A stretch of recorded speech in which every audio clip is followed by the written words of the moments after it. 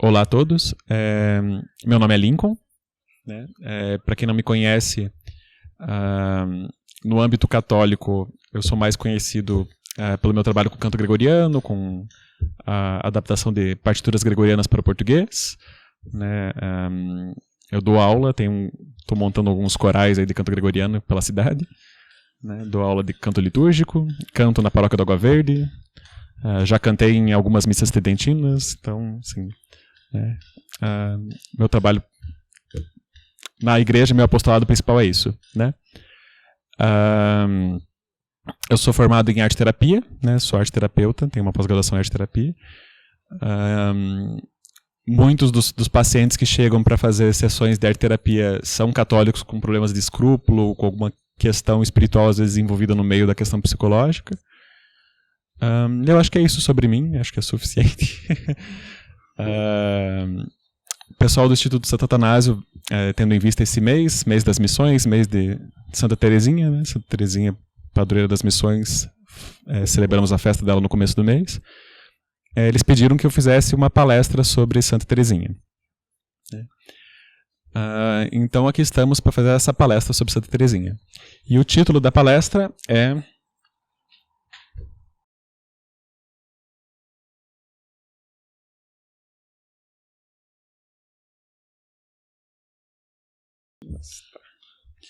Então, Pequena Via e a Ascese da Pobreza Espiritual. Né? O título foi bem proposital por várias razões que vão ficar mais claras ao decorrer da palestra. Né? Na divulgação da palestra, pediram para me mandar uma sinopse, né? E eu acho que é importante falar sobre essa sinopse porque ela dá uma ideia sobre como que a gente vai desenvolver a palestra. Então, qual o real significado da Pequena Via de Santa Teresinha? Seria só um fazer bem as coisas pequenas e os pequenos deveres de cada dia? Ou é algo mais profundo? Seria só um abandonar-se místico numa confiança? Ou há uma ascese contínua? Responder essas questões é fundamental para chegar a uma autêntica visão do ensino de Santa Teresinha.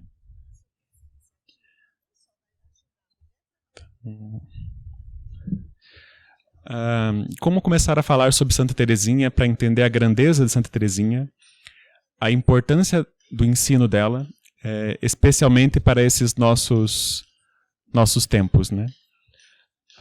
Então é importante entender o contexto histórico de Santa Teresinha, tanto do ponto de vista temporal humano, né, do ponto de vista profano, quanto o contexto histórico dela na história da igreja.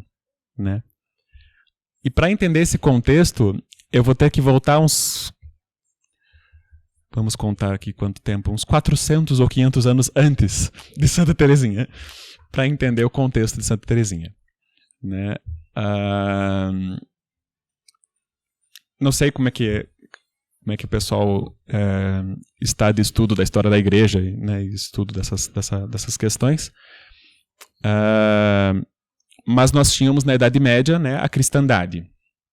Todos mais ou menos conhecem, acho que, o que era a cristandade. Né? Então, cristandade, reinado social de Nosso Senhor Jesus Cristo, né, as nações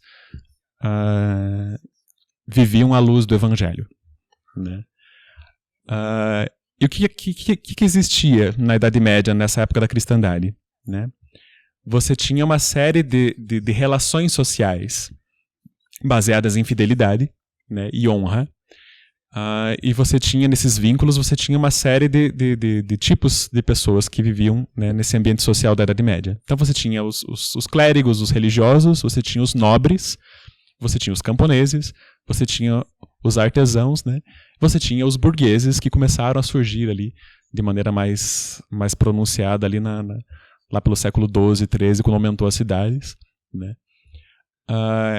Qual foi a primeira reação divina, digamos assim, ao desenvolvimento da burguesia na Idade Média?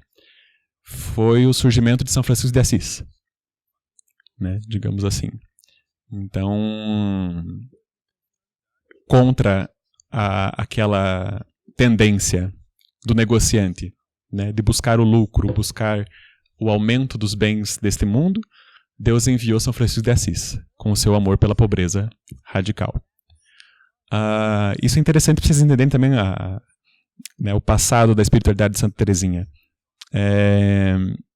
Qual que é o nome que São Francisco de Assis deu para a sua ordem religiosa? Não era os franciscanos, porque, enfim, né, São Francisco não ia chamar a minha ordem, esse meu grupo de amigos aqui são os franciscanos. Né? Não, São Francisco era humilde, né, enfim. E ele deu o nome da ordem, né, da organização ali que ele chamava, né, eram os irmãos menores. Então é a ordem dos irmãos menores. Quando ela foi aprovada pelo Papa e tal, é a ordem dos irmãos menores. Isso é muito importante, essa ideia dos menores. Né? Então, quando você pensa na pobreza de São Francisco, o pessoal se fixa muitas vezes na questão da pobreza material, né? Da questão dele realmente se desfazer dos bens e viver naquele ideal de pobreza sem bens materiais. Mas essa pobreza material é, sobretudo, um meio ligado à pobreza espiritual. Né, ligado a essa menoridade, a essa ideia de ser realmente pequeno, de ser um humilde servo, um pequeno servo de Deus. Né? Então a primeira reação de Deus, em certo sentido, né, na história da cristandade, na história da igreja, em relação a esse avanço, a essa ascensão da burguesia como uma classe cada vez mais importante, digamos assim, foi São Francisco de Assis. Né? Antes disso até teve algumas reformas, né? Porque a nobreza medieval foi acumulando riquezas. Né? A nobreza medieval foi acumulando riquezas, e isso acabou influenciando muitas vezes até a maneira como os mosteiros viviam. Né? Então se você verifica, por exemplo, como é que foi o surgimento dos cartuchos, dos cistercienses, dos camaldulenses, quem mais? Eu devo estar esquecendo mais alguém. Mas tem umas 3 ou 4 ordens monásticas que surgem mais ou menos juntas ali no século XI. Né? Século X, XI ali, mais no século XI. Né? E todos eles organizam maneiras de vida religiosa que são diferentes da maneira como era organizado por Cluny, que era a grande ordem monástica da época. E uma das ênfases, né, dos cistercienses, dos cartuchos, dos camaldulenses, era a pobreza, era a simplicidade, era você não ostentar grandes meios e grandes coisas, né, em termos de riquezas materiais. Né? Aí tem um detalhe bem interessante nessa época, que tem um sermão que eu fiz uma palestra, eu falei um pouquinho sobre esse sermão lá na Liga Cristo Rei. Tem um sermão de São Bernardo de Claraval, sobre o Cântico dos Cânticos, em que ele comenta um salmo. Aquele salmo, tu que habitas sob a proteção do Altíssimo, né, diz ao Senhor, né, sois meu Deus, né, meu refúgio, enfim. Nesse salmo diz, não temerás o terror noturno, não temerás a flecha que voa, né, ao meio-dia, enfim. Tem as várias tentações, digamos assim. E ele vai lá e analisa cada uma desses 4 inimigos que ele coloca nesse salmo, que a pessoa não vai temer se está sob a proteção do Altíssimo. E ao fazer a interpretação dessas tentações, ele diz que são as tentações não só da alma, à medida que ela progride na vida espiritual, mas ele fala que são as 4 tentações da igreja. E o que é muito significativo é que ele coloca quando ele coloca essas 4 tentações, ele fala, essa aqui foi a tentação da época dos mártires, que é a fuga do sofrimento. Os mártires venceram a tentação da fuga do sofrimento através da aceitação, né, do martírio. Quer dizer, uma das primeiras ameaças à vida interior de uma pessoa é o medo de sofrer. A pessoa não progride na fé, não progride na virtude, porque ela tem medo de sofrer e de padecer aquilo que ela precisa padecer. Para se converter e para praticar as virtudes. Então era a primeira tentação que São Bernardo explica. A segunda tentação era uma certa vanglória. Então a segunda tentação, depois que a alma já praticou um pouco a virtude, já aprendeu um pouquinho a sofrer, coisa e tal, ela se acha porque aprendeu a sofrer, ela se acha porque já está praticando a virtude, e dela começa a ter vanglória. Né? E isso pode levar ela, inclusive, a começar a querer palpitar na vida dos outros, a começar a querer ensinar virtude para os outros, a começar a erigir sistemas de espiritualidade como se ela fosse mestra de vida interior ou de qualquer coisa. Então essa foi a grande tentação da época dos confessores. Foi a grande tentação da época de Santo Agostinho, Santo Atanásio, quer dizer, a tentação em que muitos caíram, né? Você tem os vários heresiarcas, o Ário, enfim, né? Você tem o pessoal que negava a divindade de Cristo, negava a humanidade de Cristo, cada um queria fazer a sua própria doutrina a partir da sua própria vanglória. Queria ser fundador da sua própria igreja, em certo sentido, né? Naquela época. Então, a vanglória. A terceira tentação, né, é a hipocrisia. Né? Quer dizer, a pessoa pratica as boas obras. E a vanglória está lá meio escondida. Né? Já foi meio vencida até certo ponto. Mas daí a pessoa começa a praticar certas boas obras, mas acaba ficando meio que de fachada aos poucos. Ela vai, né, ela se prende às exterioridades da fé. Ela se prende às exterioridades da vida interior. Né? E isso se manifesta sobretudo por um apego às riquezas desse mundo. Né? E São Bernardo diz que isso era a tentação da época dele. Quer dizer, o clero vivia no luxo, né? Várias pessoas viviam na abundância dos bens materiais e davam mau exemplo assim, para o povo cristão. Né? Agora, se você pensa assim, né? São 4 tentações da história da igreja. Né? Se a terceira já estava no tempo de São Bernardo de Claraval, né? É no mínimo interessante pensar em que época que a gente está. Né? Quer dizer, né? Nós já estamos na época da quarta tentação. Né? Mas vamos ver quando é que ela surge. Né? Então a terceira tentação era essa hipocrisia que estava ligada a esse apego às riquezas e a hipocrisia. Então essa tentação, segundo São Bernardo, era da época dele. Que tanto essa movimentação dessas ordens reformadas, quanto essa movimentação dos franciscanos e dos pregadores, né, de viver a pobreza e a pregação do evangelho a partir da pobreza, tentavam combater de alguma maneira, né, na sua respectiva época. Mas uma vez que a pessoa vence a tentação do horror ao sofrimento, a tentação da vanglória, a tentação da hipocrisia, né, e desse apego aos bens, né, a pessoa ela é tentada pelo demônio do meio-dia, né, que é a assídia, que é o anjo revestido de luz. Então essa é a quarta tentação, segundo São Bernardo. E nós já podemos perceber essa tentação predominando na história da igreja desde o final da Idade Média. Desde que a igreja já não tem mais essa... Deus humilha, né? Então as pessoas estavam presas por demais naquela cristandade medieval. Reinado social de Jesus Cristo, a igreja está até certo ponto triunfante, digamos assim, sobre as nações, né? E muitos religiosos e clérigos estavam numa posição de conforto nesse sentido, né? E mesmo os leigos, enfim, os reis, estavam se sentindo bem naquela posição que eles estavam ali na Idade Média, né? E foram acumulando poder, né? Foram acumulando poder temporal. E houve uma certa confusão ali em alguns momentos ali da Idade Média ali sobre esse poder temporal e essa relação do poder temporal com o poder espiritual, né? Os reis começaram a desobedecer a igreja, né? Os reis começaram a desobedecer a igreja e começaram a querer mandar demais no lado das nomeações de bispo. Daí a igreja, tentando controlar a coisa, às vezes acabou exagerando de um outro lado, algum bispo ou outro, um papa ou outro tomou uma medida que às vezes não foi tão adequada, ele não respeitou o devido espaço também que existe da ordem secular. Foi uma complicação que foi acontecendo ali, né? E Deus humilha essa soberba e essa busca por poder que estava acontecendo. E vem a Reforma Protestante, e vem a época do século XV, XVI, XVII, Reforma e Contra-Reforma, essas disputas que começam a acontecer na igreja. E o que acontece no final da Idade Média e começo da Idade Moderna, que está ligado à Reforma Protestante? Acontece uma decadência progressiva da mística. e da ascese e da doutrina espiritual como um todo.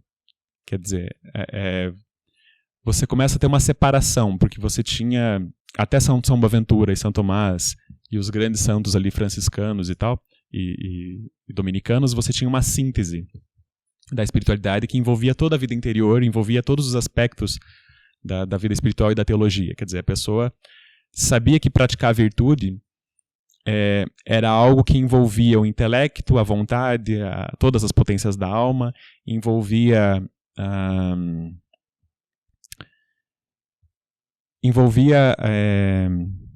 me deu um branco do que eu ia dizer. Enfim, era uma experiência integral, a vida espiritual. Sim, envolvia a ética das bem-aventuranças e levar em conta a ação da graça. Quer dizer, a teologia ela era integrada, não existia uma divisão entre teologia moral e entre teologia cética e mística, entre teologia moral e teologia espiritual, né, nessa época. E você começa a ter algumas quebras, algumas rupturas. Vem o nominalismo, vem uns movimentos intelectuais não muito bons, vem os movimentos místicos não muito bons, né, e tal, a devoção moderna, que tem umas coisas boas, outras coisas não tão boas assim, e começa a haver uma certa divisão, né, entre afeto e inteligência, entre afazeres e vida interior, começa a ter uma série de divisões ali, né? E isso vai manifestando essa decadência dessa vida interior. E quando chega na Contra-Reforma e na Reforma, você tem um ápice de vida interior ali, representado pelos três ali que eu chamo de Sócrates, Platão e Aristóteles da mística, né? Que é Santa Teresa d'Ávila, São João da Cruz e São Francisco de Sales, né? É o Sócrates, Platão e Aristóteles da teologia mística, são os três, né? São um ápice. Mas assim como Sócrates, Platão e Aristóteles foram um ápice da cultura grega, no momento mesmo em que ela começava a deteriorar e ser dominada pelos macedônios e degringolar e desaparecer de vez, assim também esses três foram, em certo sentido, um ápice num momento delicado, num momento de crise, né? Então, São João da Cruz dizia que ninguém mais entendia o que era oração. Ele escreve textualmente assim, ele fala, hoje em dia ninguém sabe o que é oração. Ninguém sabe mais o que é oração. São João da Cruz dizia isso, né? Ele, para entender o que era oração, além da experiência, claro, pessoal dele que ele tinha de graça e de união com Deus muito intensa, ele estudou muito, ele leu muito os padres da igreja, os doutores medievais, São Tomás de Aquino, enfim, né? Ele estudou muito São João da Cruz. Então, assim, era uma época realmente complicada. E nessa complicação da época, você vê o surgimento de duas faces desse anjo de luz, né, que São Bernardo fala que é a quarta tentação, né, que o anjo de luz se disfarça de anjo bom, né, e você vê duas tentações que estão, em certo sentido, ligadas com a assídia, né. Você tem, de um lado,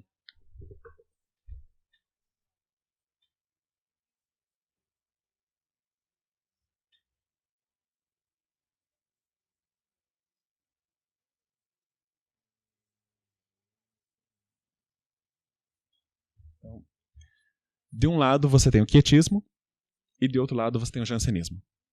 Você tem esses dois, né? Se você for estudar as heresias, elas sempre aparecem em polaridades, né? Porque elas sempre negam uma parte da doutrina. Então, no começo do cristianismo, as pessoas ou negavam a divindade de Jesus, né, Nosso Senhor Jesus Cristo, ou negavam a humanidade. Então você tinha os monofisitas e você tinha os arianos, né? Então você sempre tem essa polaridade entre a negação de algum aspecto da fé, algum aspecto da vida interior, algum aspecto da doutrina da igreja. E quando chega nessa época do quietismo e do jansenismo, a própria Santa Teresa d'Ávila foi acusada pela Inquisição, lá, investigada pela Inquisição, na época dela, de suspeita de quietismo, que na época não era esse o termo que eles usavam, mas era o termo iluminismo. Eles chamavam assim de iluminismo, né? Eram os iluminados, quer dizer, aqueles que tinham supostas visões, supostas, né, experiências místicas, enfim. Então a Inquisição tinha um empenho considerável nessa época ali para tentar separar joio do trigo e ver quem que realmente tinha experiência mística autêntica e quem não tinha, né? Então era uma febre. Você tinha em vários lugares da Europa inteira uma série de pessoas que eram pseudo-místicos, que eram falsos místicos, que tinham uma experiência errada da vida interior, né? Os iluminados e os quietistas. Só que do outro extremo, né, você tem os jansenistas, né? E os jansenistas, o que você pode pensar, né, entre esses dois opostos? Se o quietismo ele acredita numa coisa meio que Deus age com a sua graça em mim. Então chega um ponto da vida espiritual que eu não faço nada, Deus faz tudo em mim. Então eu não preciso combater, não preciso lutar muito, quer dizer, não necessariamente é tão claro, tão assim evidente, tão dito na cara dura, né? Mas a maneira como tudo é colocado vai num sentido de laxismo, de relaxamento, não, eu tô no ápice da minha vida interior, então o que eu faço é bom porque Deus é bom e me dá a sua graça, e eu estou iluminado por Deus, então eu não erro.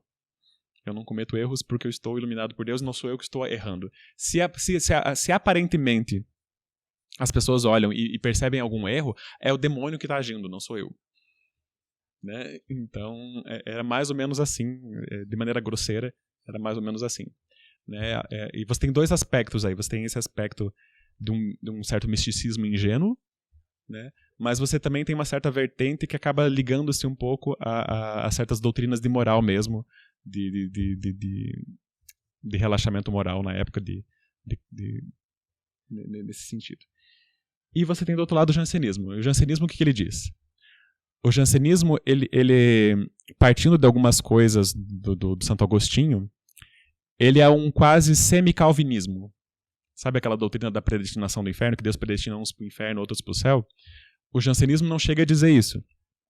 Mas para você chegar no céu, você tem que batalhar. Você tem que se esforçar ao máximo para dar o que é justo à justiça divina. Né? Você tem que realmente fazer um esforço extremo para compensar a justiça divina pelos seus pecados e pelos pecados das outras pessoas. Né? Então, exigia uma ascese extrema. Então, tinha um mosteiro lá que acabou sendo associado ao jansenismo, que um padre que não era jansenista, né, comentou sobre a priora desse mosteiro jansenista, né, que o que ela tinha de pureza, ela tinha de demônio, na arrogância e orgulho soberbo que ela tinha. Né? Quer dizer, esse era o outro lado da moeda, né, o jansenismo. E nessa disputa jansenismo e quietismo, a coisa estava tão confusa na época, né, até em termos de teologia, de filosofia, porque, lembrando o contexto, né, isso aqui é século XVI, XVII, XVIII, né, séculos XVI, XVII e XVIII. Você começa a ter a decadência da escolástica, você começa a ter cada vez menos bons escolásticos, né? Você começa a ter Descartes, você começa a ter a filosofia moderna avançando mais, e quando chega ali no século XVII e XVIII, nos seminários as pessoas estão aprendendo Descartes, estão aprendendo, né, não estão aprendendo a doutrina filosófica que teve uma origem mais sólida ali na filosofia escolástica de São Tomás e tal, e de São Boaventura. As pessoas estão se virando com o que dá ali, né, na maioria dos seminários ali da época. Os próprios seminários surgiram, né, os primeiros seminários, um pouquinho antes, eles surgiram por uma questão de decadência, já que antes os padres não se formavam em seminários. Né? Até o século XIV ali, e XV, os padres se formavam no convívio com outro padre. Era o coroinha que ia virar padre, ele aprendia o máximo possível realmente com o padre que estava próximo dele, e a partir dali ia sendo formado para ser padre. Mas enfim, então tem essa disputa entre quietismo e jansenismo, que são duas faces desse anjo de luz que posa de bonzinho. Quer dizer, ele engana a alma justamente nesse momento em que ela acha que vai estar no ápice da vida interior. Né? Ele começa a atacar bem no momento em que ela já passou pelas coisinhas mais comuns da vida interior. Ela já está praticando as virtudes no dia a dia, aquelas virtudes humanas, né, as virtudes básicas ali, ela já é honesta, ela já tem uma vida mais ou menos regulada, quer dizer, não tem grandes paixões, enfim, ela já está num certo estágio espiritual ali que ela está estável e tal, né? Se for pensar em termos de moradas de Teresa d'Ávila, esse demônio vai atacar a partir da terceira morada. Terceira, quarta, quinta, ele vai começar a atacar as pessoas. Então, e esse era o contexto histórico ali desses séculos, né? O que aconteceu com Santa Teresa d'Ávila, o que aconteceu com São João da Cruz, o que aconteceu com o São Francisco de Sales, né? A maioria das pessoas simplesmente esqueceu deles. Né? A maioria das pessoas esqueceu deles. Então, um ou outro ali ficou conhecendo mais a doutrina deles. Né? Os mosteiros, principalmente as carmelitas, dentro dos mosteiros das irmãs carmelitas, seguiram uma linha ali de lembrar de Santa Teresa d'Ávila. Né? Os mosteiros da Visitação, né, fundados por São Francisco de Sales, continuaram seguindo ali a doutrina de São Francisco de Sales. Um ou outro jesuíta, assim, uma ou outra exceção à regra, que era, por exemplo, o padre de Calçade, né, que escreveu o Abandono da Divina Providência, ele é formado na escola salesiana, né, formado nessa escola de São Francisco de Sales. Então, era jesuíta. Né? Então, um ou outro jesuíta, o diretor espiritual de Santa Margarida Maria Alacoque, né, também formado nessa abordagem salesiana, digamos assim, de espiritualidade. Porque São Francisco de Sales ele sintetizou. Né? São Francisco de Sales ele sintetizou o que havia de melhor na escola jesuítica ignaciana com o que havia de melhor no Carmelo, na época. Então, e São João da Cruz. Né? São João da Cruz, os carmelitas, depois que São João da Cruz morreu, né? Bom, São João da Cruz morreu em estados bem, assim, quase sendo expulso da ordem do Carmo. Né? São João da Cruz. Então a situação não estava lá muito boa no Carmelo, no final da vida de São João da Cruz. Né? O ramo masculino não seguiu exatamente o caminho proposto por ele. Né? Então, justamente seguiu um caminho meio jansenista. Assim, né? O padre Dória, que foi que era o grande superior na época de São João da Cruz, né? Ele forçava os noviços a fazerem penitências exageradas. Então, não que a penitência corporal seja ruim, né? Você usar silício, usar aquelas chibata, aquelas coisas assim que a gente sabe que existe, né? Existe um propósito nisso e existem maneiras corretas de fazer isso, né, do ponto de vista da vida espiritual. Né? Mas desde a época dos padres do deserto existe essa tentação da pessoa se apegar a isso e fazer de maneira errada esse tipo de coisa, e não é para todo mundo esse tipo de penitência. Mas esse padre Dória fazia isso como uma imposição para os noviços, praticamente. Né? Todo mundo tinha que fazer uma vida muito rigorosa de penitência exterior. Assim. Então esse era o quadro, né, da vida da igreja até a época de Santa Teresinha, basicamente. Essa disputa entre quietismo e jansenismo. Né? O quietismo foi combatido de maneira um pouquinho mais rigorosa do que o jansenismo. Não que o jansenismo não tenha sido combatido. O jansenismo foi combatido pela igreja. Mas daí tem as confusões todas políticas também. Né? Porque os jansenistas apoiavam certos partidos políticos lá da época, digamos assim, certos poderes da época. Então a Revolução Francesa, até certo ponto, foi bancada por jansenistas. Né? Então tem uma série de confusões também. Tem os galicanistas, que é outra heresia, que acaba fundindo um pouco com os jansenistas na época.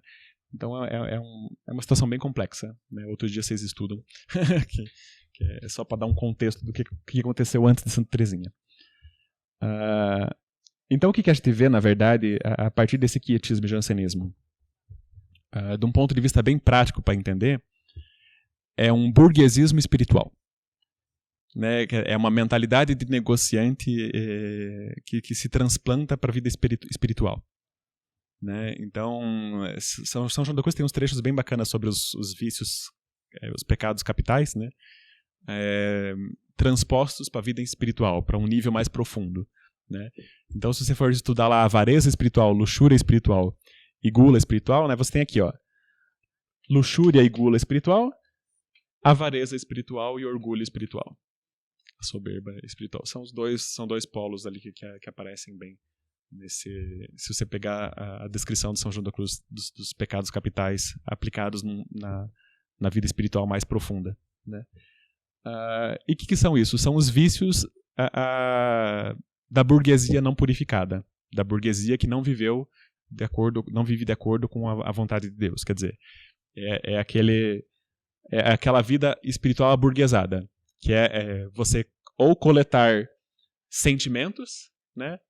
É o burguês que acumula os prazeres sensíveis, ou é o burguês que tem aquela certa sese calvinista e presbiteriana mesmo, aquela ideia de assim, eu sou um homem que acordo 5 horas da manhã para trabalhar, pontualmente, né? Deus ajuda quem cedo madruga, né? Aí você trabalha pontualmente de manhã até louco de tarde para construir a sua empresa, para render, para ter lucro, porque assim você é um abençoado por Deus, porque os seus negócios estão prosperando.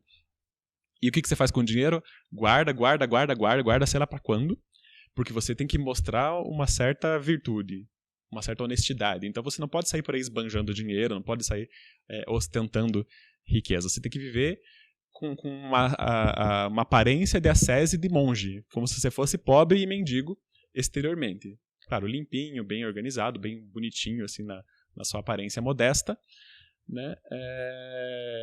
Mas todo aquele dinheiro que você ganha, você vai acumulando e guardando no banco para dar rendimento futuro, né? Então, essas duas versões burguesas, se você considerar de uma maneira bem profana, né? Esses dois vícios podem ser transpostos na vida espiritual. Essas duas maneiras de pensar, essa busca por gulodices, né, por sentimentos, por consolos, por doces. Deus é o grande doceiro, ele é o baleiro, né, para um quietista. Ele é o Papai Noel que o tempo inteiro está distribuindo. É um Papai Noel o ano inteiro dando docinhos espirituais para a pessoa. Então a pessoa se nutre de lágrimas, ela só vai ficar satisfeita na comunhão, né? Ela vai lá e comunga na missa. Se ela não chorou, se ela não derramou uma lágrima, se ela não sentiu uma dorzinha no peito, um coraçãozinho aquecido na hora da comunhão, para ela não valeu a comunhão, né? Então essa tendência mais para essa linha quietista vai cair nesse tipo de coisa, né? Teresa d'Ávila tem trechos e mais trechos falando sobre o abobamento, né? Aquela alma que no meio da oração começa a ficar boba, né? De tanto que ela busca consolos e forçar o êxtase, né? A pessoa quer forçar a experiência espiritual. Ela não deixa que aconteça, ela quer forçar para ter a experiência espiritual. Já o jansenista não, o jansenista ele diz assim, essa coisa de místico é para alguns poucos privilegiados. Essa coisa de mística não existe para o cristão comum. O cristão comum ele tem que ser rigoroso consigo mesmo, ele tem que praticar as virtudes sólidas, tem que praticar boas obras, tem que acumular tesouros para o céu. Esse é o jansenista, né? Ele tem que acumular tesouros para o céu porque ele tem que, de alguma maneira, pagar o preço da salvação. Quer dizer, Jesus morreu por nós na cruz, pelos nossos pecados, o sangue dele foi o preço da nossa salvação, como dizem vários santos e você vê na doutrina, né, da igreja. Mas para eles, você tem que pagar também, né? Então você tem que pagar o sangue de Jesus de alguma maneira. Você tem que pagar dando o seu sangue ali mostrando eficiência, né? Como um bom trabalhador de fábrica mostra eficiência no seu trabalho, você tem que ser eficiente na sua prática de vida interior, para o jansenista, né? E esse é o contexto dessa época, né? Esse é o contexto dessa época. E ele fica assim até o século XIX, esse contexto. Os santos que vão aparecendo nesse período dão um jeito de driblar um pouco para cá, um pouco para lá, vão fazendo. Mas não sei se vocês já pararam para pensar quantos santos vocês conhecem canonizados, né, do século XVIII, por exemplo, né? Quantos santos são canonizados do século XVIII que não são mártires, né? Porque do século XVIII você tem vários mártires da Revolução Francesa, das várias revoluções ali do pessoal que perseguiu a igreja, você tem vários mártires. Mas quantos santos que a gente pensa assim, nossa, esse santo era do século XVIII canonizado pela igreja, né? Que viveu uma vida heróica realmente sem ser mártir? Quantos que a gente conhece, né? Teresa d'Ávila, na época dela, só ela teve 5 amigos santos canonizados. No século XV, XVI ali, né? Século XVI. Né? Só ela teve uns 5 amigos santos. São Francisco de Sales teve 3 amigos santos lá no mínimo, né? Agora no século XVIII a gente pensa lá, cadê os santos do século XVIII? Você pensa lá, sei lá, beleza, Santo Afonso de Ligório. Quem é o santo amigo do Santo Afonso de Ligório? Nunca ouvi falar. Que ele tivesse um amigo próximo assim que fosse o santo que conviveu com ele. Talvez tenha, não sei, não conheço, né? Mas são muitos poucos os santos canonizados no século XVIII. Foi uma época realmente deprimente desse ponto de vista dos santos que não são mártires. Foi uma época gloriosa para os mártires. Né? A gente tem vários mártires que morreram pela fé nessa época. Mas foi uma época realmente triste, assim, em termos de desenvolvimento da vida interior. Então, quando chega no século XIX, nós temos a situação de Santa Teresinha. E quem é Santa Teresinha? Né? Quem é Santa Teresinha do ponto de vista profano? Né? Quem é Santa Teresinha do ponto de vista profano? O que o pai de Santa Teresinha fazia e o que a mãe de Santa Teresinha fazia? Né? Quem era ela? Né? Vocês sabem? Hã? Burguesinha. Né? Ela era a menininha... Burguesinha francesa, era a filhinha do papai. Né? Quer dizer, o pai de Santa Teresinha ele era relojoeiro. Né? E a mãe dela era artesã, ela fabricava um tipo de renda, né? Que era muito específico, aquele tipo de renda, e muito valorizado, aquele tipo de renda. Né? E o pai dela abandonou o negócio dele de relógio para cuidar do negócio das rendas da esposa, porque era mais lucrativo. Né? Então, eles pertenciam à nossa classe média alta, digamos, de hoje. Né? Classe média alta, quase rica. Né? Essa era Santa Teresinha. Era burguesa. Quer dizer, ela era burguesa mesmo, assim, de situação de vida. Né? E como que a vida interior funcionava, né, nessa vida de Santa Teresinha? Então a pessoa pensa assim, pequena vida da infância, né? Pequena vida da infância é você ir lá e fazer bem aquelas pequenas coisas do dia a dia e tal, né? E se santificar pelas pequenas coisas, pelas pequenas virtudes e coisa e tal. Beleza. Se você olhar assim, sem mais, se você não aprofundar no que realmente significa isso para Santa Teresinha, você vai ter uma visão da santidade, da pequena via, da fase que ela não dava certo. Da fase que a pequena via não deu certo para Santa Teresinha. Porque tem uma fase da vida dela que ela falou, nossa, apesar dos meus esforços, eu não estou avançando nada. Né? Apesar dos meus esforços, a coisa não está dando certo. E qual que era o pensamento de Santa Teresinha nessa fase dos esforços que não davam certo?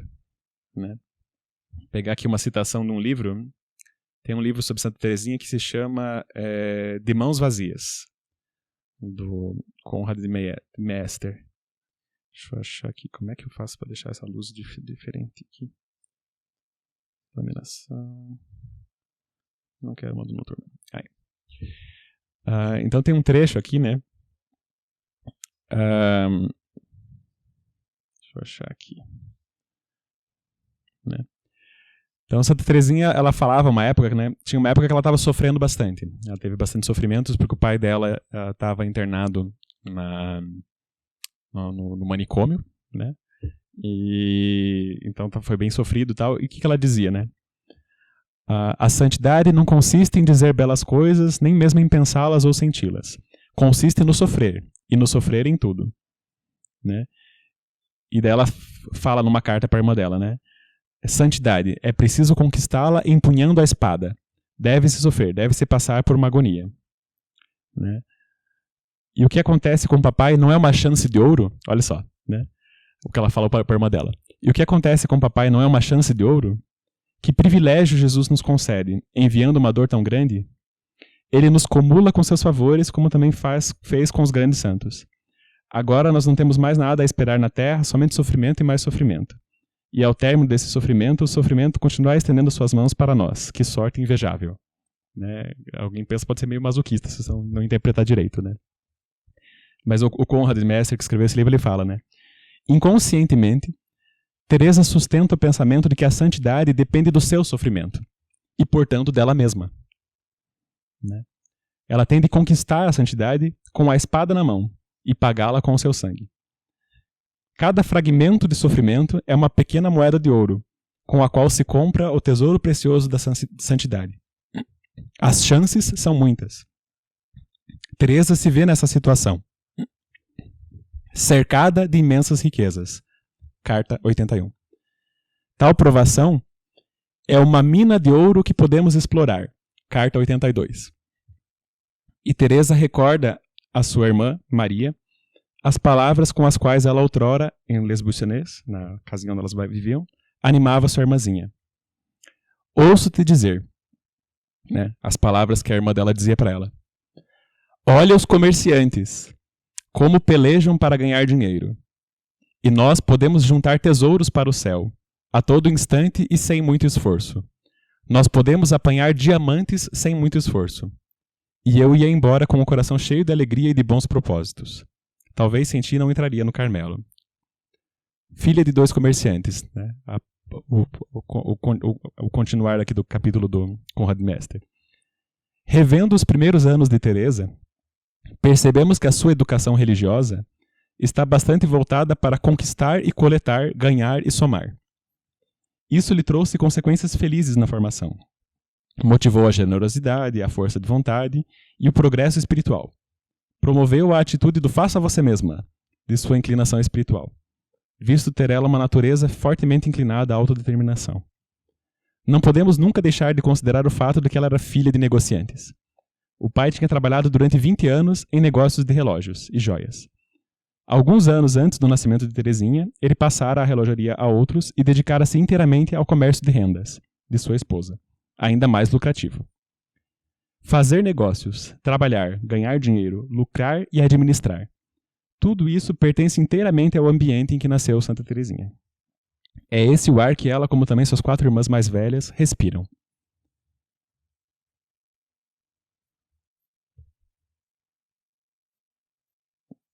A família Martim tem espírito empreendedor também em negócios de vida espiritual e santidade.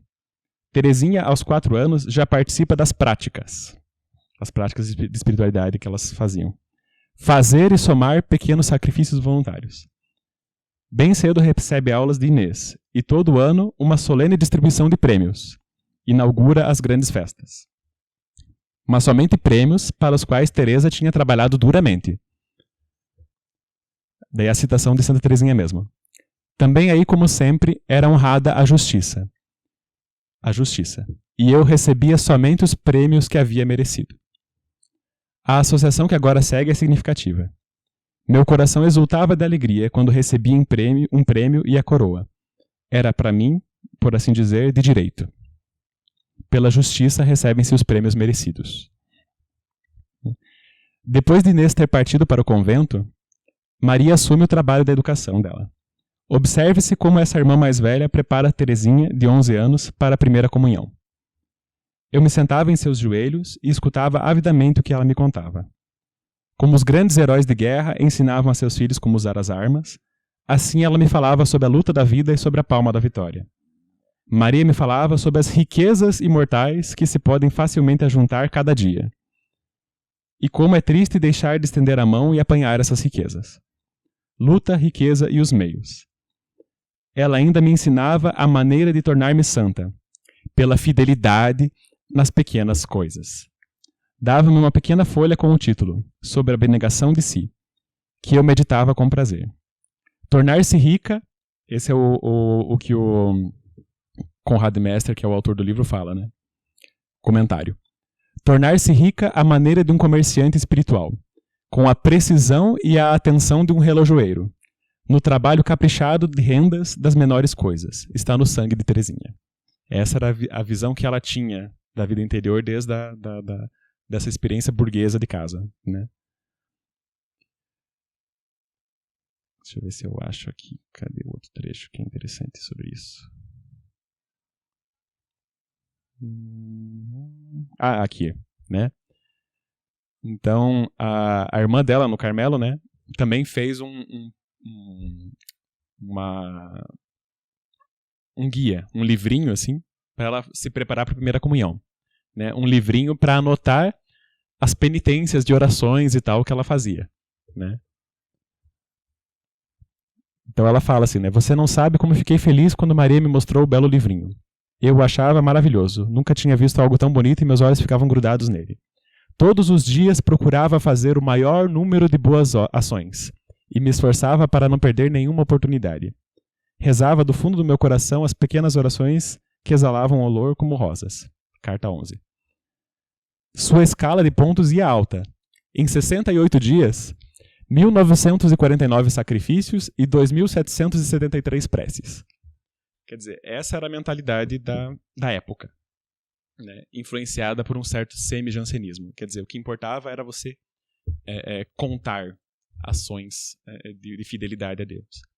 Então, se você interpreta a pequena via da infância espiritual de Santa Teresinha apenas como essa fidelidade nas pequenas coisas, de acumular boas ações, né? Acumular boas ações, esse é o termo, né? Acumular boas ações, você está caindo nesse burguesismo espiritual que não funcionou para ela.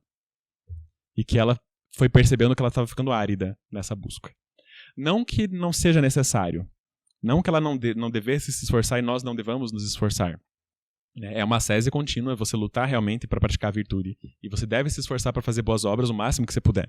Né? Mas você não pode fazer isso centrado em si mesmo. Centrado nessa busca de acúmulo. Nessa busca de poder, como se você fosse o centro das atenções da tua vida interior. O centro deve ser colocado em Deus. Então, por isso, esse título da palestra também. Né? A ascese da pobreza espiritual.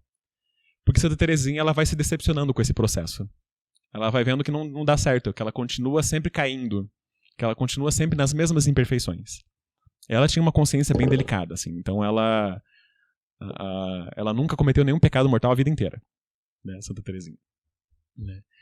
E só que ela teve que um diretor espiritual falar isso para ela, depois dela fazer uma direção geral, porque ela tinha medo de ter manchado a veste do batismo. Quer dizer, existia um certo egoísmo dela nessa época. Né? Ela tinha um medo de ter manchado a veste batismal. Quer dizer, ela tinha um excessivo escrúpulo que, na verdade, era orgulho. Era esse receio de não ser tão perfeita quanto ela gostaria que fosse. Né?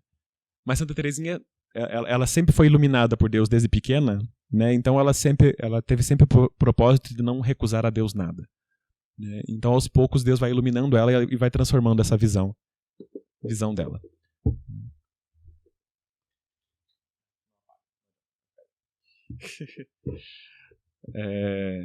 Então Deus vai transformando ela, né? Vai transformando ela e daí a gente chega a outro tipo de percepção da vida interior, né?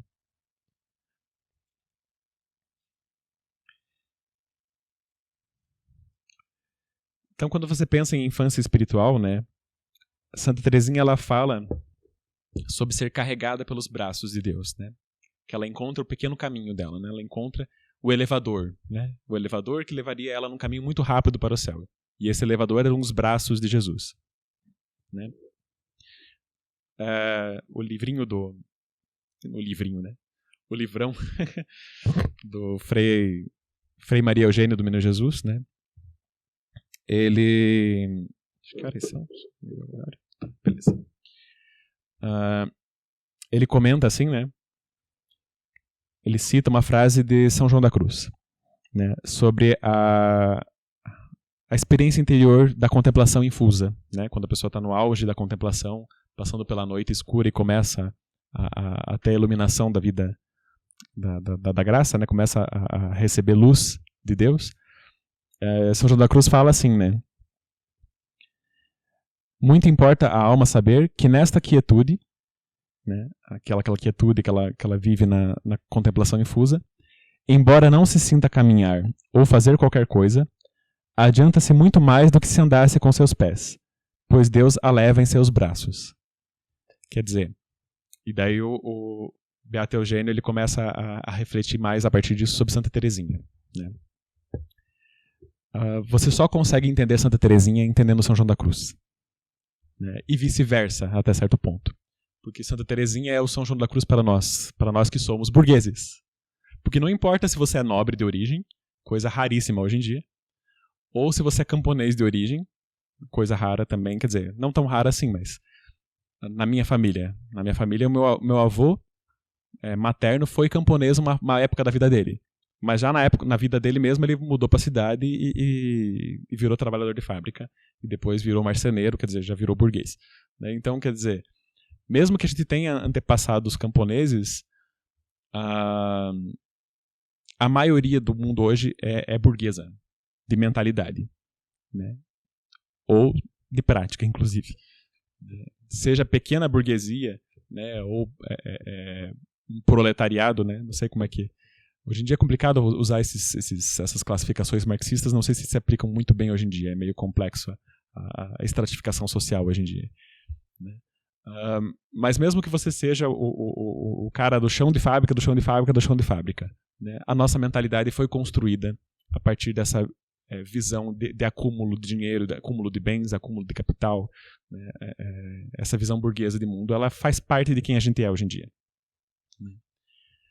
Então Santa Teresinha, curando em si mesma, né, a partir dessa entrega a Deus, quer dizer, Deus cura nela, né, esses vícios da avareza espiritual, da gula espiritual, da luxúria espiritual, né, e do orgulho espiritual, né.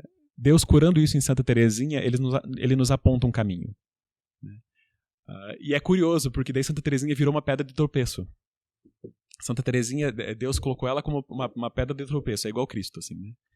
Então, aquele que aprende a se humilhar e a reconhecer a sua pequenez e pobreza espiritual e aceita aprender com a burguesinha toda cheia de trique-trique, né? O pessoal se apega à linguagem floreada, ao jeitinho todo, né, mimado, aparentemente mimado de ser, enfim.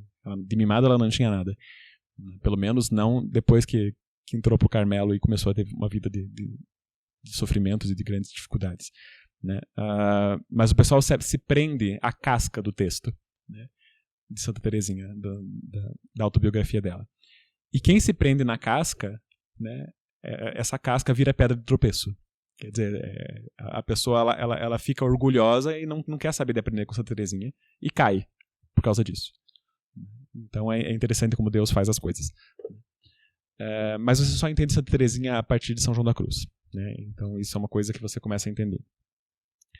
E o que é essa doutrina da pobreza espiritual a partir de Santa Teresinha, né? Ver se eu acho um trecho. Então aqui, o que é a pequena via da infância espiritual para Santa Teresinha, né? Não é mais aquela pequenez da criança que não consegue fazer grandes coisas, então vai acumular pequenas ações, né? Ser criancinha, né, não é aquele ser pequeno e frágil que, mediante seus encantos conquistadores, impõe seus desejos e, por vezes, seus caprichos. Não é essa criança, né? A criança de Santa Teresinha, né, o que ela diz? Ser criancinha é reconhecer o seu nada, esperar tudo do bom Deus, como uma criancinha espera tudo do seu pai. É não se preocupar com nada, não procurar adquirir fortuna alguma. Percebem a diferença da Santa Teresinha madura para a Santa Teresinha pequena? A Santa Teresinha ainda no processo? A Santa Teresinha pequena, não. Cada sofrimento é um tesouro a ser conquistado. Cada boa obra que eu faço é uma pepita preciosa que eu estou acumulando para o céu. Tesouros que eu estou arrecadando para o céu, né? E a Santa Teresinha madura já fala assim, né? Que ser criancinha é não se preocupar com nada, não procurar adquirir fortuna alguma. Ser pequeno é ainda não se atribuir a si mesmo as virtudes que se praticam, crendo-se capaz de alguma coisa, mas sim reconhecer que Deus colocou esse tesouro nas mãos de seu filhinho, para este servir-se dele quando tiver necessidade. Porém, continua sendo sempre o tesouro do bom Deus. Quer dizer, ela traz de volta para a dimensão espiritual aquilo que é a doutrina de sempre da igreja sobre a riqueza. Que não existe essa coisa atual, né, de propriedade privada. Propriedade privada, quer dizer, é meu, então é meu. Não. É para o bem comum. Quer dizer, se Deus te dá mais, é para que você sirva com aquele a mais que você tem, né? Você não é dono dos seus bens. É Deus que dá para todos, né? Então, claro, existe a propriedade privada? Existe essa busca de cada qual pelos seus próprios bens? Existe, né? Mas tudo isso tem que estar a serviço do bem comum, e esse bem comum, sobretudo, é Cristo. Esse bem comum, sobretudo, é uma vida voltada para Cristo, né? Então, Deus ensina para Santa Teresinha essa perspectiva espiritual, quer dizer, Deus é que é dono dos bens. Nós temos eles por empréstimo para uso e para fazer os talentos, né? Deus dá os talentos, a gente tem que devolver esses talentos e trabalhar com esses talentos, né? Mas são dele, né? Não é algo nosso, não é algo que nos pertence, né? Eis a criança, um ser essencialmente pobre e confiante. Esse é o Beato Eugênio que fala. Né? E que tesouro. Né? Santa Teresinha não deixa de detalhar as suas riquezas. Agora riquezas que não são mais dela. Riquezas que são de Deus. Esse que é o interessante. Deixa eu ver aqui o outro trecho que é interessante.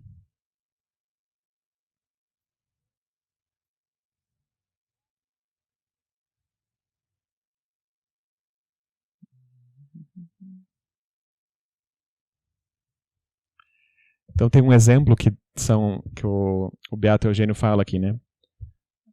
Da atitude dela, né, a partir dessa pequenez e dessa pobreza. Né? Uma atitude que provoca uma maior união com Deus. Então, Santa Teresinha ela fala assim, né?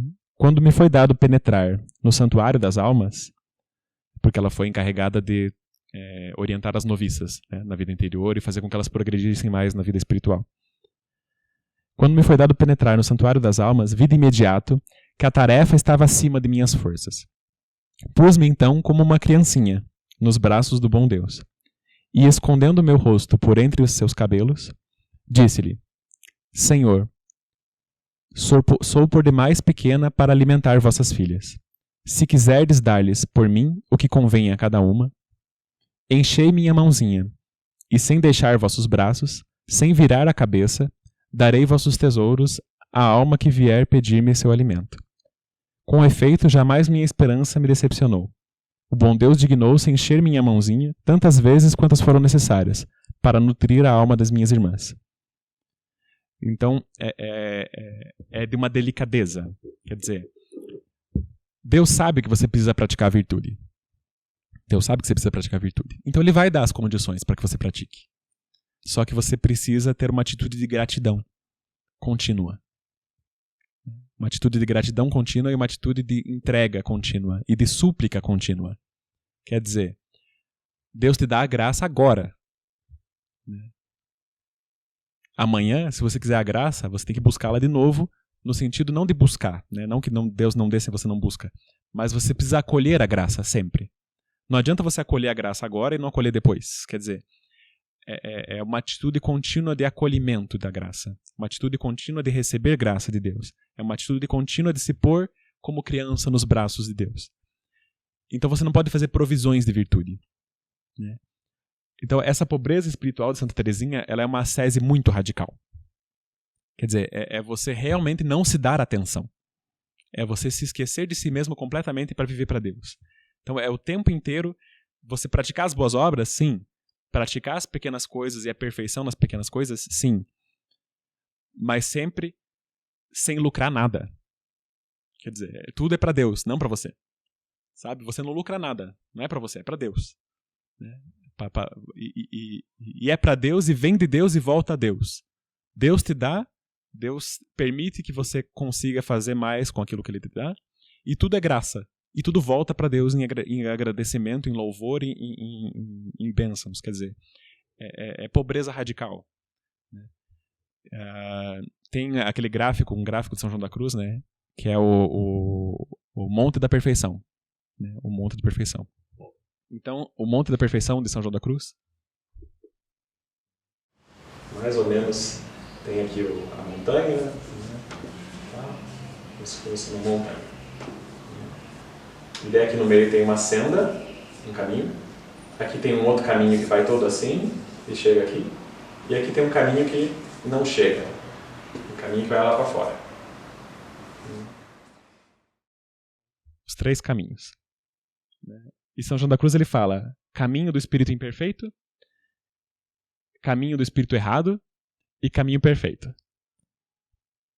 E qual que é a diferença dos caminhos? Aqui está bens do céu. Do céu. E aqui está bens da terra. Bens da terra.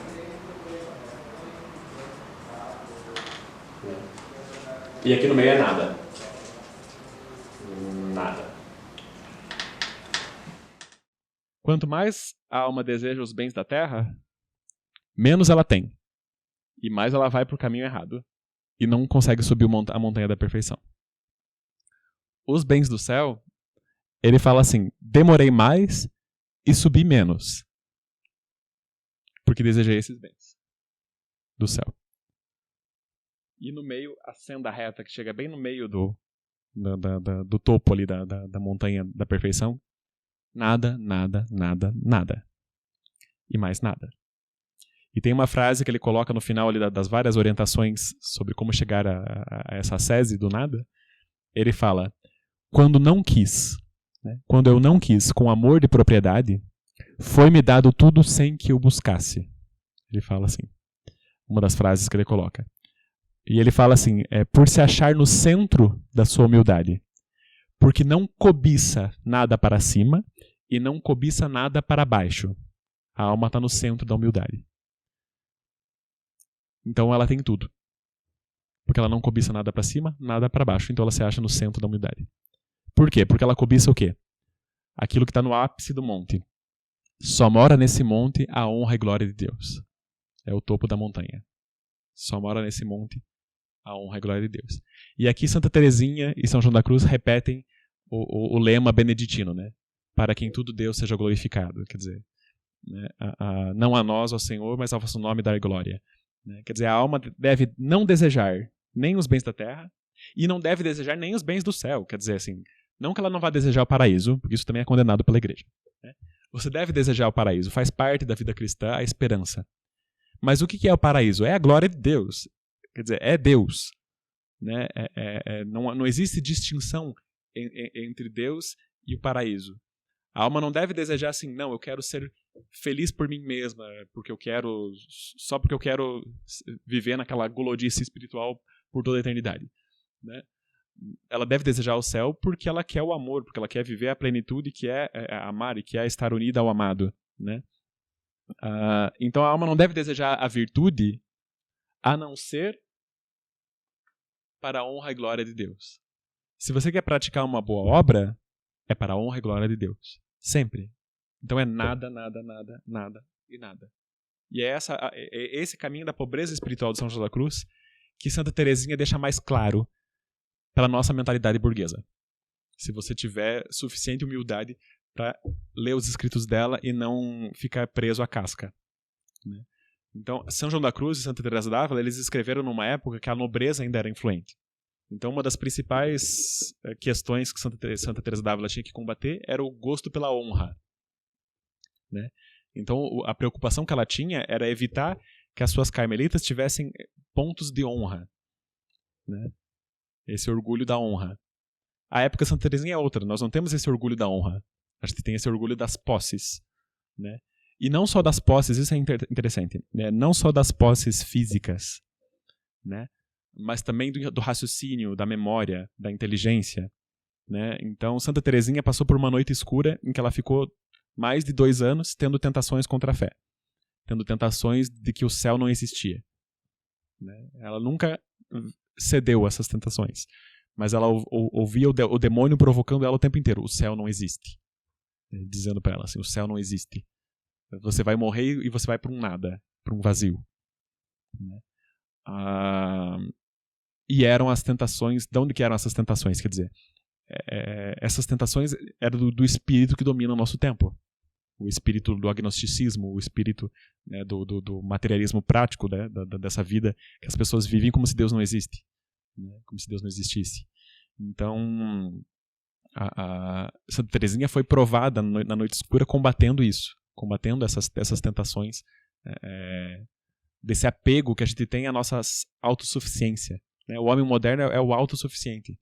Porque eu sou tecnológico, porque eu sou rico, porque eu tenho todo esse avanço, esse progresso. Né? Todo mundo fala em progresso, ordem e progresso, a bandeira do Brasil positivista, né? Dessa época. Então, o homem moderno ele se acha demais. É o centro da história. Ele acha que porque nasceu nessa época, ele está no suprassumo da perfeição. Porque ele tem celular para mexer. Não. Porque ele tem acesso a todos os livros do mundo, nem lê direito, mas tem acesso no celular a todos os livros que ele quiser ali por PDF, então, né, ele se sente o máximo só por isso. Né? E não, né? Então a Santa Teresinha ela nos ensina essa pobreza radical. né? E isso é muito interessante. O Beato, ele fala aqui de um aspecto que é muito interessante de Santa Teresinha. Santa Teresinha não teve nada de extraordinário na vida dela. Mentira. Ela teve arroubo, ela teve voo de espírito, que é a oração que Santa Teresa descreve na Sexta Morada, e ela teve ferida de amor, que é aquela graça que Santa Teresa d'Ávila fala e São João fala, aquela transverberação do coração, né, que Santa Teresa d'Ávila, que o querubim foi lá e enfiou o dardo em Santa Teresa d'Ávila e ela sentiu um ímpeto de amor intenso, coisa e tal. Santa Teresinha não viu o querubim, mas ela teve a ferida de amor, quer dizer, ela teve essas graças extraordinárias. Ela teve o sorriso de Nossa Senhora, que sorriu para ela no Natal. Ela teve uma graça extraordinária de conversão num Natal que ela aprendeu se libertou da infância que ela vivia, da mentalidade infantil que ela tinha. Quer dizer, ela teve graças extraordinárias também na vida dela. Só que ela era tão pobre espiritualmente que ela não escreveu nada disso na biografia. Ela poderia, se quisesse, olha como eu sou orgulhosa, eu tivesse esse arrobo. Ela estava escrevendo a autobiografia dela, e a superiora dela falou, conte tudo aí. Mas ela não contou nada desses aspectos extraordinários na biografia dela. Ela teve um ou outro aspecto extraordinário, não tantos assim quanto Teresa d'Ávila, quanto outros santos, mas teve. E como é que a gente fica sabendo que ela teve? Porque a irmã dela meio que forçou a barra lá quando ela tava quase morrendo lá pra contar os detalhes das coisas, e ela foi anotando lá nos últimos colóquios. Pra entender melhor a Santa Teresinha, a irmã mais velha dela, que era madre, foi, em nome da obediência, obrigando um pouco ela a contar mais de perto os detalhes que ela não contou na autobiografia. Então, mas por humildade ela não falou nada disso. Né? Quer dizer, você tem que ter um desapego da memória também. São João da Cruz fala dessa purificação da memória. Né? Qual que é a perfeição? Né? Tem um poeminha, um poema bem curto, assim, que São João da Cruz fala que é a suma da perfeição. Né? É o sumário da perfeição. Né? Ouvido com L, né? Ouvido com L. Ouvido do criado, memória do Criador, atenção ao interior e estar amando o amado. Você faz isso, você se torna perfeito. O que é o ouvido do criado? É esquecer o criado. Memória do Criador, atenção ao interior e estar amando ao amado. Só que esquecer o criado, é fácil você esquecer dos outros. Né? É fácil, no sentido até negativo, né? Às vezes. É fácil você esquecer das coisas. Né? Mas esquecer de si mesmo, que também é criado, é algo difícil. Né? Então, Santa Teresinha ela tem uma sese que ela muitas vezes ela fala sobre o grão de areia. Que no mosteiro ela queria ser como um grão de areia, pisado e esquecido e ignorado. E mesmo a humilhação que ela desejava era essa humilhação de ser esquecido e ignorado. Porque se a pessoa ainda te ofende, ainda começa a brigar muito com você, ela já está dando atenção para você. Ela queria passar desapercebida. Essa era o desejo dela em muitos momentos. Depois ela se desapega tanto que ela se desapega até disso. Ela se desapega até desse desejo de ficar desapercebida. Ela não tá nem aí, o que importa é a glória de Deus. Então ela vai servindo as noviças, fazendo o trabalho que ela tem que fazer com as noviças, vai propagando a doutrina espiritual dela e conversando com as irmãs dela no último colóquio. Não, farei o bem sobre a terra e todas aquelas falas de Santa Teresinha que a gente conhece também, né? Então, quer dizer, ela não se importa nem de aparecer mais. Não importa se eu apareço. O que vai aparecer é a misericórdia de Deus na minha vida. Ela chega no fim da vida, é isso. Não importa se eu apareço ou não. Ela se esquece até desse desejo dela de ficar esquecida. Né? Então, é pobreza espiritual mesmo, sabe? É você realmente se desapegar de tudo que esteja ligado a você. Você não é o centro do mundo. E você deve encarar isso com muita firmeza. Né? Você não é o centro das atenções. Né? Nem na vida espiritual. Nem na tua busca por santidade. Você é o centro.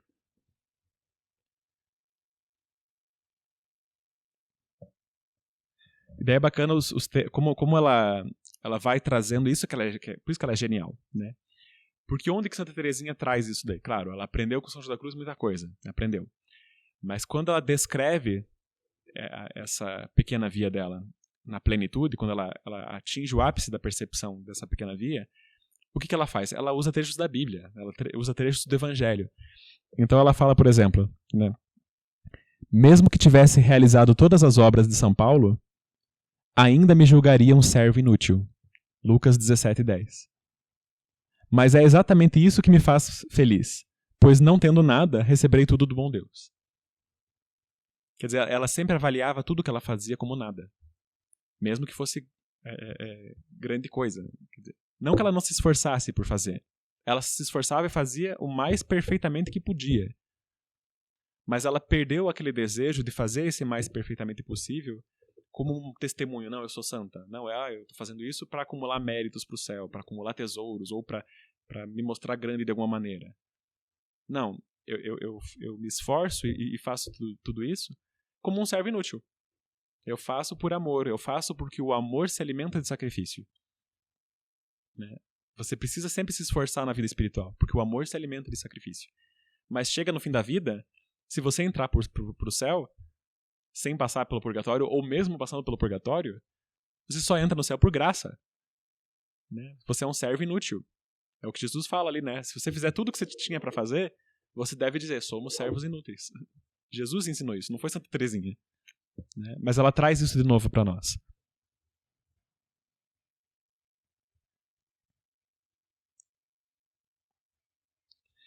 Então tem uns trechos também que ela fala assim, né? Na prática das virtudes, né? Deixa eu achar aqui a comparação. Cadê aqui? Se eu acho. Aqui. Tem um ensinamento, né? Uma metáfora que ela ensinou para uma das noviças, né? Como que deve praticar essa virtude, né? Esse esforço contínuo da perfeição. Vós me fazeis pensar na criancinha que ainda não sabe andar. Querendo achegar-se à sua mãe, que está no alto de uma escada, ela ergue o pezinho, para subir o primeiro degrau. Esforço inútil.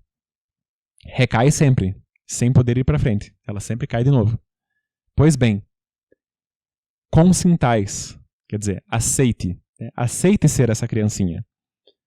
Com a prática de todas as virtudes, levantai sempre o vosso pezinho, para subir a escada da santidade. Não chegareis sequer a subir o primeiro degrau, mas o bom Deus não vos pede senão a boa vontade.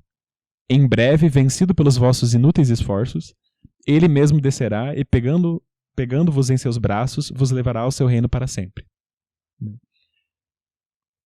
Então, ela fala assim, por exemplo, né, como que ela mostra isso na vida dela, né? O pessoal dizia pra ela assim, nossa, como ela era heróica, como ela era forte, né? As irmãs dela falavam, nossa, você tá sofrendo de boas aí a tuberculose, a doença, né? Você tá super forte, super paciente e tal. E ela dizia, ainda não tive um só minuto de paciência. Não é minha esta paciência. Estais enganada como sempre. Sabeis que sou pobre, mas o Senhor me dá tudo o que necessito, à medida que preciso. Quer dizer, a prática das virtudes é uma necessidade. E você fazer o esforço para praticar as virtudes é uma necessidade. Mas você só pratica a virtude porque é graça. Porque a graça te sustenta. E porque a graça te mantém nessa prática das virtudes. E se você pratica uma boa obra, você não entesoura essa boa obra. Você devolve para Deus na gratidão. Você não acumula méritos, como diz Santa Teresinha. Não que você não vá ter méritos, né? A doutrina católica diz que tem méritos. Mas para você ter méritos, você precisa julgar que não tem nenhum. Você precisa ser humilde. Essa é a doutrina de Santa Teresinha. Então, eu acho que eu até posso ver se cito mais alguma coisa, mas acho que tá por aí. Dá para entender a... Deixa eu ver se eu acho mais alguma coisa.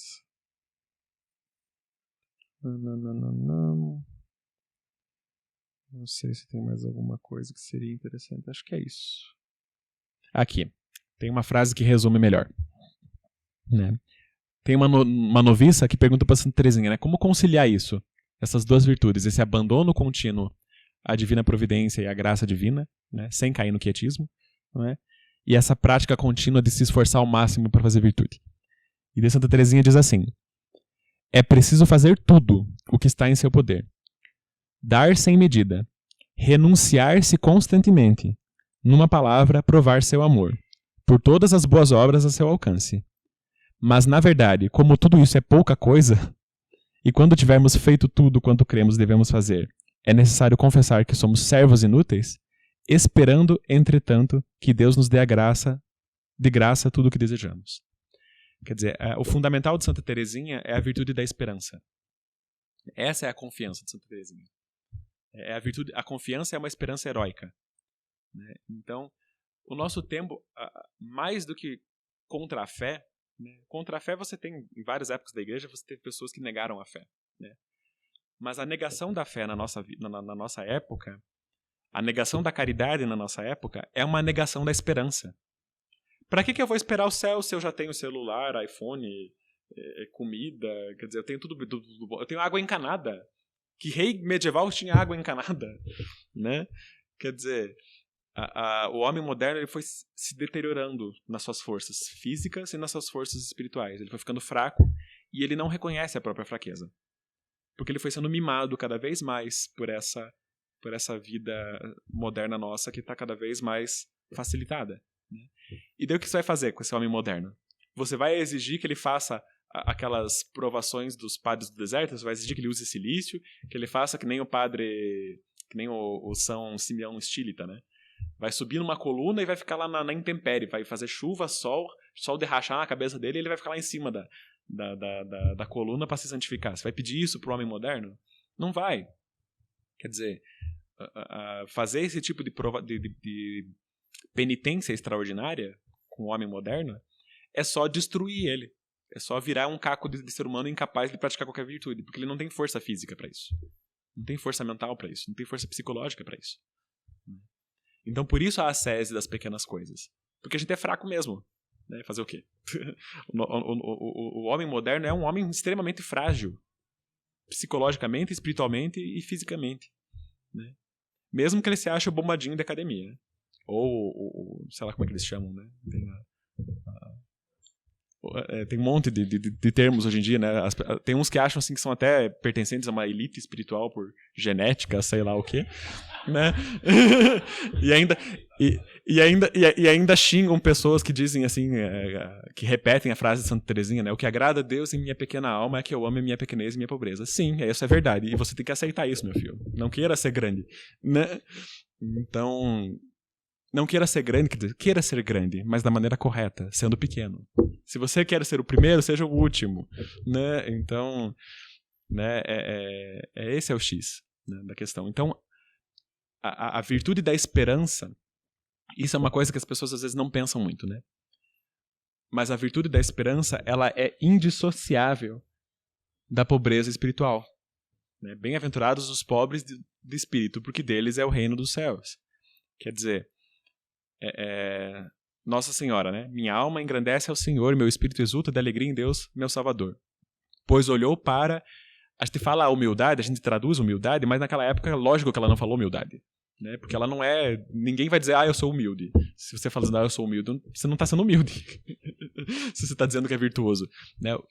Se você por a rigor pegar a tradução do texto grego lá e for ver, né? Essa humildade de Nossa Senhora, né, é a pobreza, é a pequenez, é a miséria, é a abjeção, né? Então, minha alma engrandece ao Senhor, meu espírito exulta de alegria em Deus, meu Salvador, porque olhou para minha pequenez, miséria e fraqueza. Ela, que é cheia de graça, sabia que tudo era graça de Deus e que ela não era nada diante de Deus. Ela que para nós está numa distância, né, quase infinita. O amor de Nossa Senhora, no primeiro instante da concepção, Nossa Senhora amava a Deus de um jeito que, somando todos os santos, do começo do fim do mundo até o fim dos tempos, se você somar o amor de todos os santos e somar o amor de todos os anjos do céu, Nossa Senhora, no instante da concepção, já amava a Deus mais do que isso, né? Quer dizer, ela está num nível que a gente nunca vai chegar, né? Nossa Senhora. Mas justamente por isso, ela sabia que não era nada. Ela não era nada diante de Deus. Ele é o tudo, de onde ela recebia tudo, né? Então, e por isso ela esperava também, né? Nossa Senhora esperava em Deus. A virtude da esperança, ela é indissociável da pobreza de espírito. Então você só cresce em esperança do céu e, consequentemente, só cresce na oração, né? Se você associa isso à pobreza material e espiritual. São Francisco de Sales fala, né? Que não existe pobre de espírito se você não procura praticar a pobreza material da maneira como você pode, de acordo com o teu estado de vida, né? Você não vai, claro, né? Ele fala, né? Um pai de família não vai fazer que nem um capuchinho, não vai ter tanto receio de lidar com dinheiro quanto um capuchinho deveria, né? O São Francisco de Sales fala, você tem que cuidar dos teus bens, você tem que sustentar a família, você tem que garantir que a prole se sustente e possa se desenvolver física e espiritualmente, né? Você tem que garantir o apostolado da igreja. Então você tem que, né, o instituto aqui, como é que você vai manter o instituto? Tem que pagar as contas no final do mês, tem que pagar o aluguel da sala, né, onde está sendo feita a palestra, né? Quer dizer, você tem que lidar com as riquezas de alguma maneira, né? Mas na medida daquilo que você pode, dentro do teu estado de vida, você deve praticar a pobreza concreta, né? E São Francisco de Sales diz que isso é feito sobretudo por quem tem dinheiro, né? Quem tem riquezas. Isso é feito principalmente pela esmola, pela doação de si, pelo bom uso desses bens, doando aos que necessitam, né? Essa é uma das maneiras. Então, se você é cristão e não ajuda o próximo, não se esforça para realmente dar do seu supérfluo para os outros, né? Você nunca vai ter pobreza espiritual. Como é que você vai dizer que tem pobreza espiritual se você é apegado aos bens desse mundo até dizer chega? Né, que não pode nem dar um real para um mendigo que você já está achando terrível. Quer dizer, né, você tem que ter esse desprendimento dos bens desse mundo. Mas isso ainda é só o começo, é só o básico do desprendimento da pobreza espiritual. Não basta isso, você precisa chegar nesse ponto que Santa Teresinha chegou, desse desprendimento das boas obras. Quer dizer, não basta você dar esmola para o pobre. Você tem que dar esmola pensando assim, não sou eu que estou dando esmola, é Deus que está dando. E eu não sou digno de nada nesse ato de esmola. E se eu estou conseguindo dar esmola, eu só estou tendo força para dar esmola porque Deus permite que assim seja. Quer dizer, isso vale para todas as boas obras, né? Eu só consigo ter forças porque Deus me dá. E o que isso gera na alma? Nessa confiança e nessa esperança em Deus, nessa pobreza. Se eu não tenho nada, eu não posso ficar sem nada. Porque se eu ficar sem nada, eu morro, né? Se você ficar sem nada, você morre, né? Você precisa de bens. Então, se você precisa de bens, o que você faz? Você busca. Aonde? Com Deus, na oração. Você suplica, você pede, você implora, você se une cada vez mais a Ele, sedento por graça, sedento por Deus. Né? Tem um livro bem bacana nesse ponto, que é o Elogio da Sede, do cardeal José Tolentino. É um livro bem bacana, que ele fala sobre isso, do elogio da sede.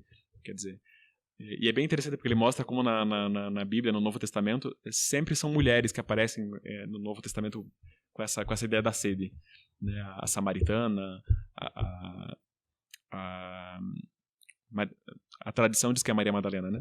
Que chorou aos pés de Jesus e limpou os pés de Jesus. Quer dizer, existe uma sede, um anseio de vida, né? Se você não é pobre, você não sente fome. Alguém já viu criança, filha de rico, passar fome? De comida? Talvez o pai foi muito negligente, né? Porque hoje em dia tem de tudo. Hoje em dia tem de tudo. Mas essa pobreza espiritual, tanto no campo das virtudes, quanto no campo da vida material, né? Te obriga a sempre ter essa atitude de buscar a Deus. Né? Você não tem nada, então o tempo inteiro você busca a Deus, para que Deus te dê o que é necessário. E esse necessário, mais do que tudo, é amar a Ele e glorificar a Ele. Então, para concluir a ideia, tem um ato de oferecimento ao amor misericordioso de Santa Teresinha, que ela fala assim: no final da vida comparecerei diante de vós com as mãos vazias, pois não quero entesourar méritos para o céu. Eu quero trabalhar só por vosso amor e para consolar o vosso coração. Né? Para salvar almas, para consolar o vosso coração. Né? E ela espera que no fim da vida Deus seja Ele mesmo a sua justiça. Deus mesmo seja a santidade dela. Ela vai se apresentar de mãos vazias. Não porque ela não se esforça, não porque ela é uma preguiçosa, uma vadia. Não. Ela se apresenta de mãos vazias porque ela sabe que tudo que ela faz é nada. E que tudo que ela tem, e que se ela fizer o máximo do máximo do máximo, é nada comparado ao amor de Deus. E isso Nossa Senhora podia dizer. O que é o amor de Nossa Senhora comparado com o amor infinito de Deus?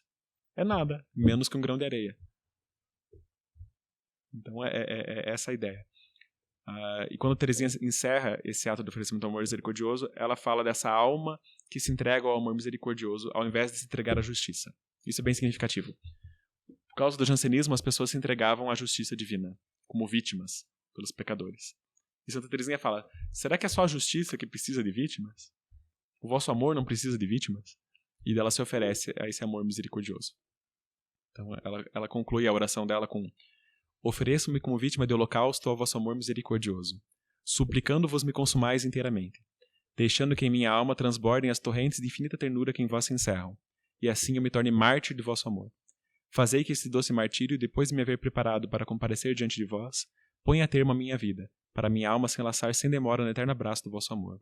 Quero, ó meu único e doce amor, que cada palpitação do meu coração vos renove incessantemente este oferecimento, a fim de que eu possa contemplar-vos na luz, contemplar-vos face a face na vida eterna. Não lembro agora o final, me deu branco agora. Mas esse é o ato final, né? Se entregar ao amor misericordioso. Quer dizer, cada palpitação do coração entregar para Deus. Isso exige uma ascese extrema, né? Quer dizer, é mística e é ascese ao mesmo tempo. Não é quietismo e não é jansenismo. É você realmente não ser burguês na vida espiritual. Esse é o caminho de Santa Teresinha. E é isso.